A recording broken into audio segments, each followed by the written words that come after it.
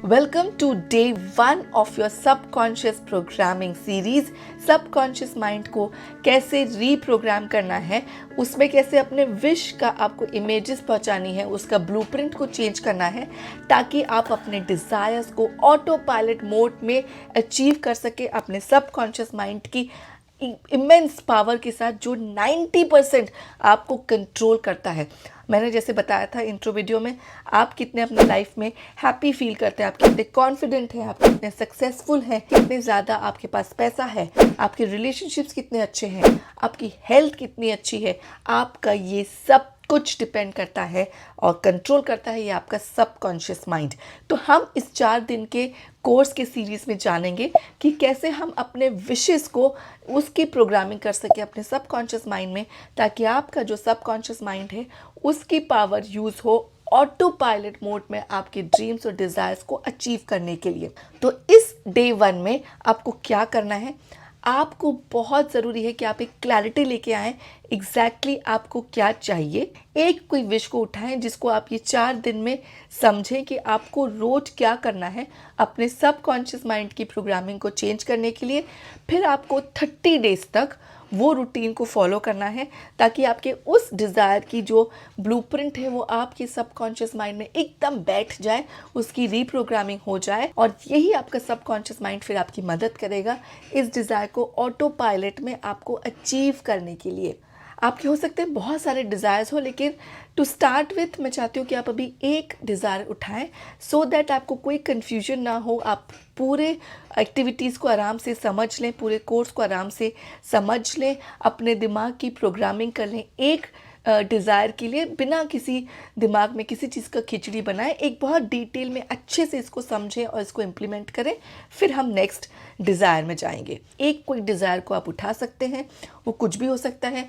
आप एक कुछ करियर में आप कोई ग्रोथ चाहते हैं, आप प्रमोशन चाहते हैं, आप अपनी शादी चाहते हैं, आप एक बच्चा कंसीव करना चाहते हैं, आप एक ड्रीम हाउस चाहते हैं, आप एक ड्रीम कार चाहते हैं। तो आपको मैं चाहती हूँ कि एक विश लिस्ट बनाएं, अपने एक डिज़ायर को उठाएं, उसकी डिटेल में विश लिस्ट बनाएं। अब विश लिस्ट कैसा है कि जैसे आपकी डिज़ायर है कि आपको एक बेबी चाहिए, तो आपको मैं चाहती हूँ कि एक बहुत डिटेल में आप उसकी विश लिस्ट बनाएं कि मुझे एक ऐसा बच्चा चाहिए, मेरा जो बच्चा है वो ऐसा दिखता हो, उसकी आंखें ऐसी हों, उसके बाल ऐसे हों, उसकी ऐसी स्माइल हो, वो बच्चा आपको क्या पुकार के बुलाएगा, आप उस बच्चे के साथ कैसा टाइम स्पेंड करेंगे, आप उसके बच्चे के साथ कैसे खेलेंगे, आपकी वो पूरी मदरहुड जर्नी कैसी होगी, आप उस बच्चे को कितना लाड करेंगे, कितना प्यार करेंगे, उसके साथ कैसा आप उसका रूम सजाएंगे, वो बच्चा कैसी प्यारी प्यारी हरकतें करेगा। आपको इसकी पूरी एक डिटेल में विश लिस्ट बनानी है। ये आपको डिटेल में विश लिस्ट क्यों बनानी है, क्योंकि आप जितने इसको डिटेल में जाएंगे, अपनी विश लिस्ट बनाएंगे, आपको उतनी ज़्यादा क्लैरिटी आएगी आपके विश लिस्ट के बारे में, आपके डिज़ायर्स के बारे में, उतना ही ज़्यादा वो मैसेज इजी होगा आपके सबकॉन्शियस माइंड को पहुंचाना। बिकॉज जितनी हमारे अंदर क्लैरिटी होती है उतना ही हमारे लिए ईजी होता है उसको सबकॉन्शियस प्रोग्रामिंग करना। दूसरा, आपको क्या करना है, एक बार आपने ये डिटेल में विश लिस्ट बना ली है, आपको अपना बिग वाई लिखना है। आपको लिखना है कि ये आपको क्यों चाहिए, आप ऐसा क्यों चाहते हैं। और इसमें भी कम से कम आपको 25 से 50 लाइन या इवन 100 लाइन्स लिखने की, आप ये डिज़ायर क्यों चाहते हैं। तो ये मैं क्यों बोल रही हूँ कि क्यों चाहते हैं, हमारा जो सबकॉन्शियस माइंड में जो भी मैसेज पहुँचता है वो हमारे कॉन्शियस माइंड से क्रॉस होता है, वो पास होता है हमारे कॉन्शियस माइंड से। कॉन्शियस जो माइंड है वो हमारा लॉजिकल माइंड है।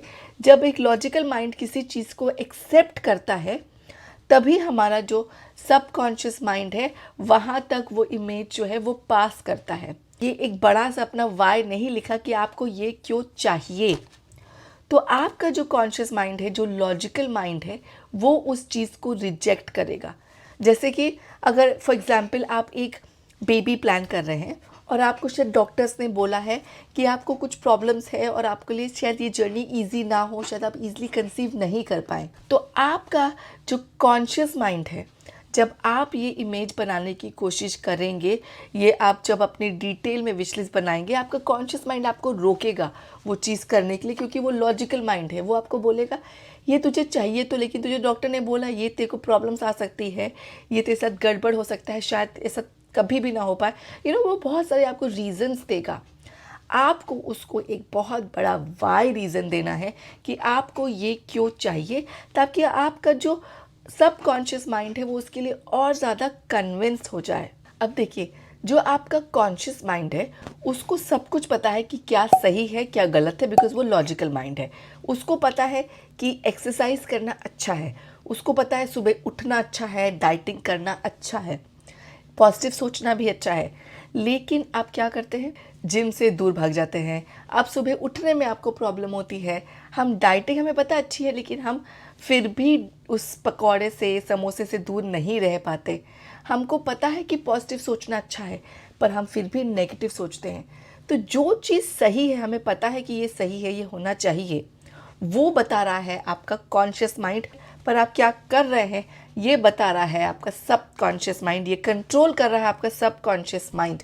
तो आपको इस पूरे प्रोसेस में क्या करना है, आपको अपने सबकॉन्शियस माइंड को बार बार अपनी डिटेल में विश लिस्ट लिख के और डिटेल में वाई लिख के वो मैसेज देना है कि ये मुझे चाहिए, यही मेरे लिए सही है और यही जो है वो तुम्हें मेरी मदद करनी है इसको देने के लिए। तो आपको वो मैसेज बहुत क्लियर हो जाए। इसके लिए स्टेप 1 क्या करेंगे, हम डे 1 में अपनी विश लिस्ट डिटेल में बनाएंगे और हम अपना एक बिग वाई रखेंगे।